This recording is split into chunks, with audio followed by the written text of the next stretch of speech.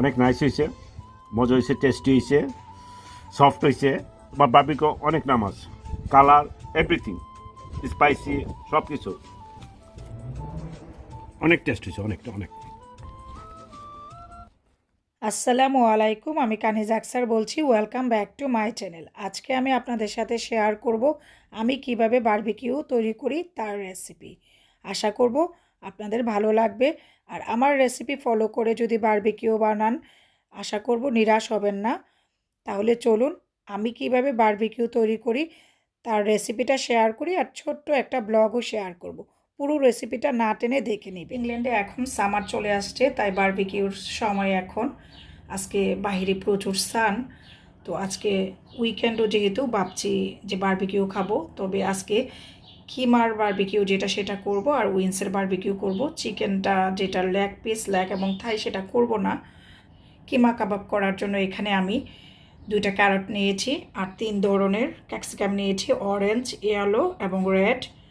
আর নিয়েছি এখানে 4টা পেঁয়াজ, 10-12টা কাঁচামরিচ লাল এবং সবুজ মিলিয়ে, আর 1 মুঠো ধনিয়া পাতা। কিমা আছে 2 কেজি কিমা। 2 কেজি কিমাতে যা যা লাগবে সেই অনুপাতে আমি নিয়েছি। এখন আমি এগুলাকে মানে আমার পেঁয়াজ, কাঁচামরিচ, ধনিয়া পাতা, ক্যাপসিকাম, ক্যারট এগুলা সব আমি কুচি করে কেটে নিব। কেটে নিয়ে যা কুচি তা আবার দেখিয়ে দিব। এখন আমি দেখিয়ে দিচ্ছি কিভাবে আমি গাজরগুলোকে কেটে দিব, কীরকম চিকন করে কাটবো সেটা দেখিয়ে দিচ্ছি। যত চিকন করে কাটতে পারবেন তত আপনার কাবাবের যে কিমা কাবাবটা অনেক মজা হয়। এর মধ্যে যে ভেজিটেবল দেওয়া হয়েছে, অনেক বাচ্চারা আছে ভেজিটেবল খেতে চায় না, তো এর মধ্যে যদি এরকম করে আপনি দিয়ে দেন তো বাচ্চারা বুঝতে পারবে না। তো এখন আমি কেটে নিচ্ছি। সবগুলা কেটে দেখানো সম্ভব না, ভিডিওটা অনেক লং হয়ে যাবে। তো আমি আমার ভিডিওটা যেন লং না হয় তার জন্য দেখিয়ে দিচ্ছি কীরকম চিকন করে আমি কেটেছি। এরকম করে আমি সবগুলা গাজর, 2টা গাজরই কেটে নিব। আর ক্যাপসিকামটাও দেখিয়ে দিচ্ছি কীরকম করে কেটে নিব। আর আমি ভুলে গিয়েছিলাম লেবুর কথা বলতে, আমি উইন্সের মধ্যে লেবু ইউজ করব এবং আমার কিমা কাবাবের মধ্যেও আমি লেবু ইউজ করব। এই জন্য আমি 2টা লেবু নিয়ে নিয়েছি। আমি যা করব তা আবার পরে দেখিয়ে দিব। এখন আমি ক্যাপসিকামটাকে কেটে দেখাচ্ছি কীরকম চিকন চিকন করে কাটবো।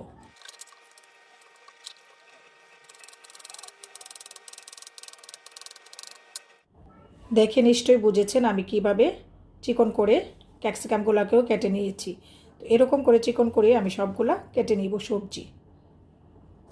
ক্যাপসিকাম কাটার পরে কিন্তু এর মধ্যে পানি উঠবে। পানিটাকে আমি এরকম করে চিপে এই যে এর রসটাকে ফেলে দিয়ে, পেঁয়াজ, ক্যাপসিকাম, গাজর থেকে পানি উঠবে না, পেঁয়াজ এবং ক্যাপসিকাম থেকে পানি উঠবে। তো এরকম করে সব কিছু কুচি করে কাটার পর এরকম করে চিপে আমি সবগুলো পানি ফেলে দিয়ে এগুলা ইউজ করব। আর ক্যাপসিকামটা দিলে কি একটা বারবিকিউর মধ্যে স্মোকি ফ্লেভার আসে, যদিও এটা কয়লায় পোড়া হয়, তারপর কাবাবের মধ্যে একটা এক্সট্রা টেস্ট আসে। তাই আমি এর মধ্যে সবসময় এরকম ক্যাপসিকাম ইউজ করে থাকি।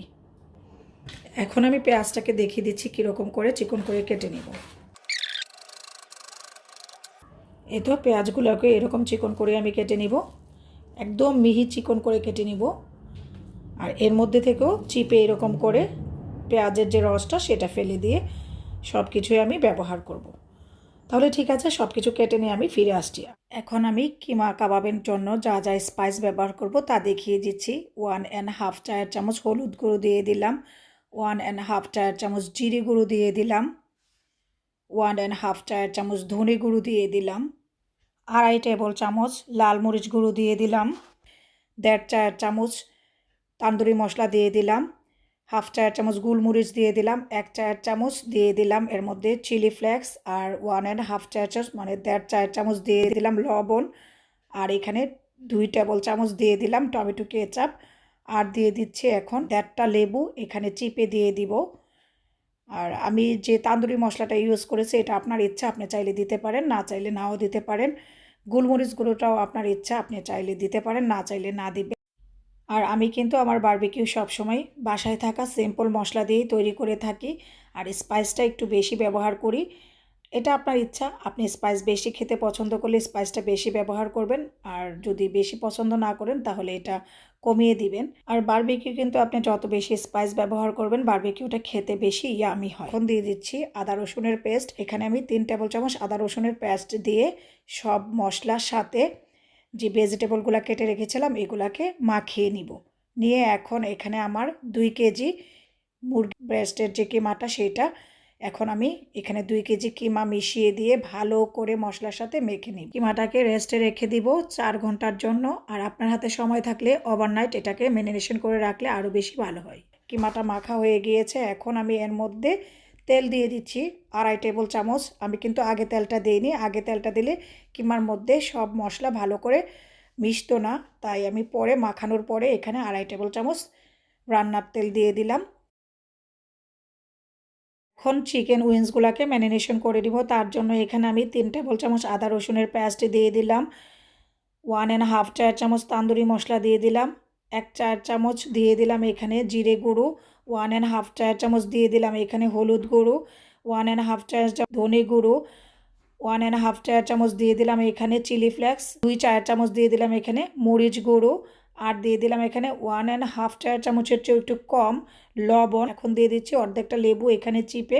লেবুর পরিমাণটা আপনি একটু বেশি দিতে চেষ্টা করবেন, এতে করে চিকেন উইংসের যে বারবিকিউটা এটা খুবই টেস্টি হয় একটু টক টক হলে।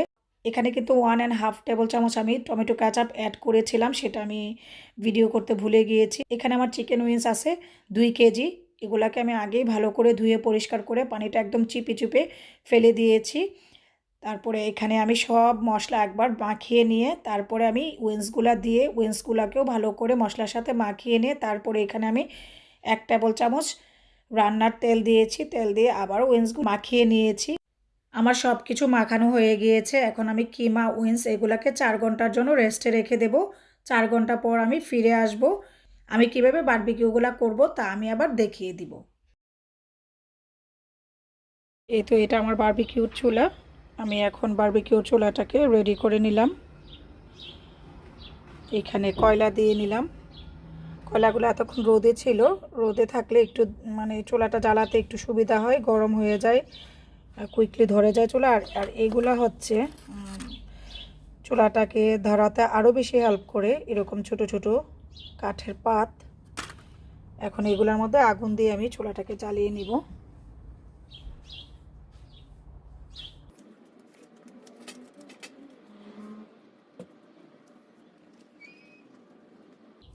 আমি যেভাবে আমার বারবিকিউর চুলাটা জ্বালাই সেভাবেই আপনাদের সাথে শেয়ার করছি।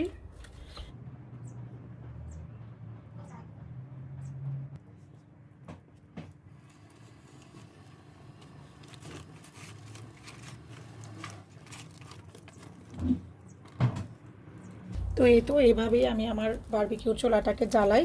এখন আস্তে আস্তে সবগুলা কয়লা জ্বলে যাবে। যখন কয়লাগুলো সব জ্বলে যাবে তখন আমি টেম্পারেচারটাকে ডাউন করার জন্য একটুখানি পানি দিয়ে দিব।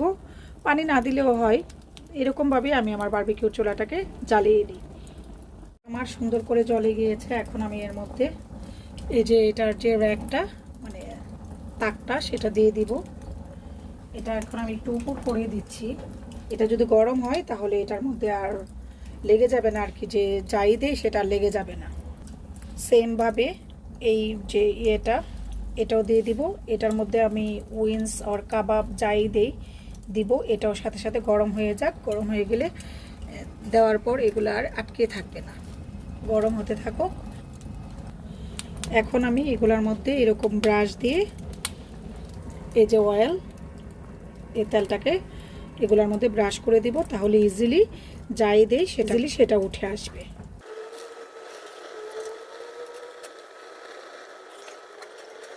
এই তো এখানে আমার কাবাব আর এই যে এখানে আমার চিকেন উইংস। এখন আমি এগুলাকে বারবিকিউর যে র্যাকটা তার মধ্যে দিয়ে দিব। এখন আমি চিকেন উইংসগুলো দিয়ে দিব।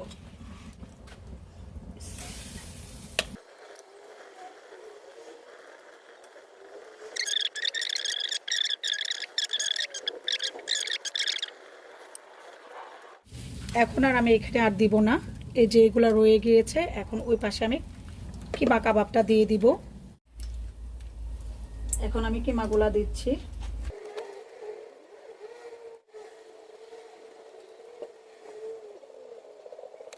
তো এরকম করে আমি সবগুলা কিমা দিয়ে দিব, পরে আবার দেখাচ্ছি।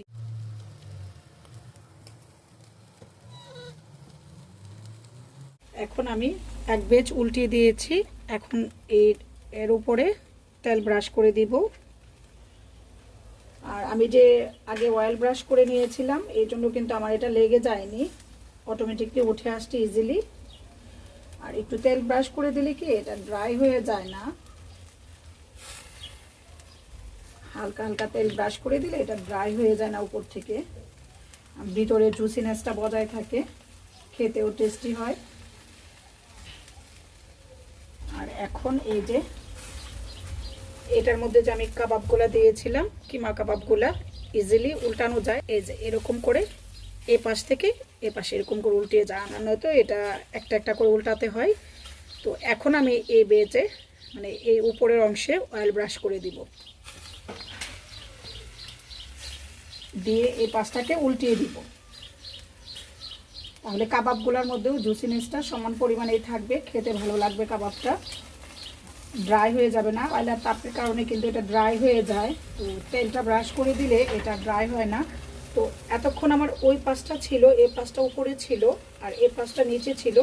তো এই পাশটা এই যে দেখুন কীরকম হয়েছে। এখন আমি এই পাশটার মধ্যে অয়েল লাগিয়ে এখন আমি এই পাশটাকে নিচে আবার দিয়ে দিচ্ছি।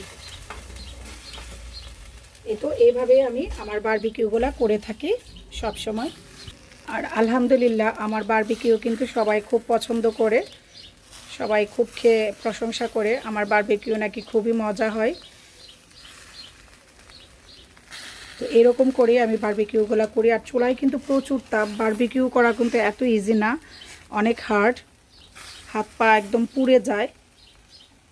তো এরকম করে আমি আমার বারবিকিউগুলোকে করে নিব। আজকে উইংস আর চিকেন কিমা কাবাব করতেছি। আজকে কিন্তু বাহিরে অনেক তাপ, মানে ওই সাইডে আমার ব্যাকয়ার্ডের ওই পাশে অনেক রোদ, তাই আমি ওই পাশে করিনি, আমি এই সাইডে নিয়ে আসছি আমার বারবিকিউগুলো করার জন্য। এই তো তাহলে ঠিক আছে, হওয়ার পর আমি আবার দেখাবো কিভাবে আমি ওই ইয়ে থেকে কিভাবে এইটা থেকে আমি কিভাবে বারবিকিউর কিমা কাবাবগুলো উঠাই সেটা আবার শেয়ার করব। আমি এই উইংসগুলোকে টার্ন ওভার করে দিব। এই তো দেখুন কি সুন্দর হয়ে আমার বারবিকিউগুলো, এই তো কি নাইসলি হচ্ছে। বারবিকিউ এই জন্যই খুব হার্ড, মানে ইজি না, একটু পরে পরে উল্টাতে হয়, অয়েল ব্রাশ করতে হয়। বারবিকিউ দাঁড়িয়ে দাঁড়িয়ে সময় নিয়ে করলে, যত্ন নিয়ে করলে এটা খেতে খুবই টেস্টি হয়। আর আমি কিন্তু ভুলে গিয়েছিলাম, যখন আমি এটা উইংসগুলো ম্যারিনেশন করি তখন আমি এটার মধ্যে কিন্তু সামান্য পরিমাণ 1 টেবিল চামচ টমেটো কেচাপ ব্যবহার করেছিলাম, সেটা আমি দেখাতে ভুলে গিয়েছি, তো এখন বলে দিলাম। এই যে একটু পরে পরে এগুলোকে দেখে দেখে উল্টাতে হয়, আর নয়তো পুড়ে যায়। খুবই সুন্দর হয়েছে আমার বারবিকিউগুলো। আর এই যে এটা কিন্তু আমি এক পাশ উল্টিয়ে দিয়েছিলাম। আর এরকম এর মধ্যে জালির মধ্যে চিকেন কাবাব আর উইংস সব কিছুই দেওয়া যায়, এটা ইজি হয়। এরকম একটা একটা করে উল্টাতে হয় না, এরকম করে দিলেই হয়ে যায়। তো এই পাশটাও আমার হয়ে গিয়েছে প্রায়, এটা হয়ে গিয়েছে। এই পাশটা আরেকটু হলে আমি নামিয়ে নিব। আবারও দিয়ে দিলাম। আমার বারবিকিউ কিন্তু প্রায় হয়ে গিয়েছে, এগুলো আরেকটু হবে। তো এরপরে আমি আপনাদের সাথে দেখাবো কীরকম হয়েছে আমার বারবিকিউগুলো। Almost done. আমার উইংস কিছু হয়ে গিয়েছে, কিছু রয়ে গিয়েছে। যদি আমার এই রেসিপিগুলো আপনাদের কাছে ভালো লেগে থাকে তাহলে প্লিজ আমাকে সাপোর্ট করবেন, লাইক কমেন্টস করবেন। আর আমার ভিডিওগুলো রেসিপিগুলো ভালো লাগলে আপনারা আপনাদের ফ্রেন্ডস এবং ফ্যামিলির সাথে শেয়ার করতে পারেন আমার এই রেসিপিগুলো, তাহলে আমার ভালো লাগবে। এই তো আমার বারবিকিউ হয়ে গিয়েছে। এই তো এখন আমি আমার বারবিকিউর কিমা কাবাবগুলোকে নামিয়ে নিচ্ছি। রয়ে গিয়েছে পোড়ানোর বাকি, আর এখানে অনেকগুলা পুড়িয়ে নিয়েছি। এ তো দেখুন আমার উইংসের কালার বারবিকিউর, আর এই যে কিমা কাবাবের কালার। এখন আমি প্লেটটাকে সাজিয়ে নিব। এখন আমি প্লেট সাজিয়ে নিয়েছি, প্লেটের মধ্যে একটা একটা করে রুটি দিয়ে দিচ্ছি।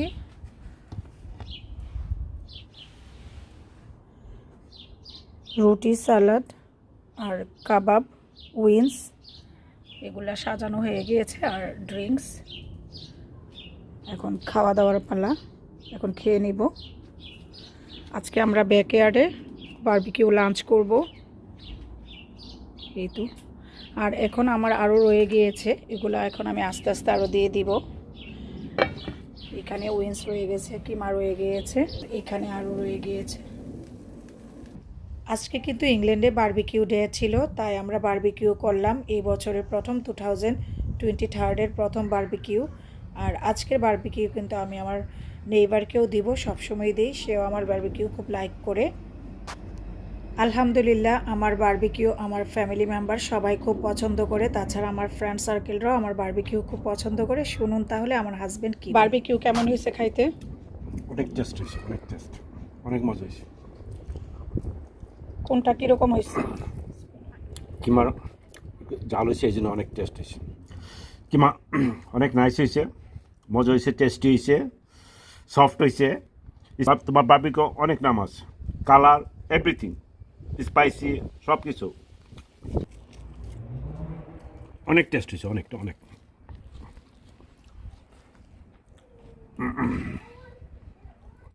তো আজকের মতো এখানেই আমি আমার বারবিকিউর ব্লগটা শেষ করছি। আমি কিভাবে বারবিকিউ করি সেটা আজকে আপনাদের সাথে শেয়ার করলাম। আশা করব আজকের এই বারবিকিউ রেসিপির ব্লগটা আপনাদের কাছে ভালো লেগেছে। ভালো লাগলে আমার সার্থকতা। আর বাসায় অবশ্যই এরকম করে বারবিকিউ বানিয়ে খাবেন, আমার জন্য এবং আমার ফ্যামিলি মেম্বারের জন্য দোয়া করবেন। আল্লাহ হাফিজ।